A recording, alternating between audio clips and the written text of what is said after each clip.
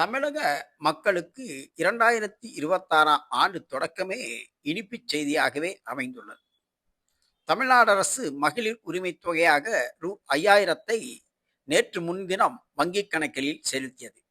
இதன் அடிப்படையில் பிப்ரவரி, March, April மற்றும் கோடைகால செலவுக்காக ரூ. 2000 சேர்த்து அவரவர் மகளிர் உரிமைத் தொகை வங்கிக் கணக்கில் தமிழக அரசு வரவு வைத்தது. இதையடுத்து தமிழகம் முழுவதும் பெரும் பரபரப்பு. இந்த சூழலில் மத்திய அரசும் தமிழக மக்களுக்கு மானியத்தை வழங்க முடிவு செய்துள்ளது. இதன்படி கேஸ் மானியம், உர மானியம், கிசான் சம்மன் நிதி போன்றவற்றை சேர்த்து மத்திய அரசு வங்கி கணக்கில் ரூ. 12,000 தமிழக விவசாயிகள் கணக்கில் செலுத்த உள்ளதாக செய்திகள் வெளிவருகின்றன. இது இந்த தேர்தல் கால தமிழக மக்களுக்கு ஒரு இனிப்பு செய்தியாகவே இருக்கும் என தெரிய வருகிறது.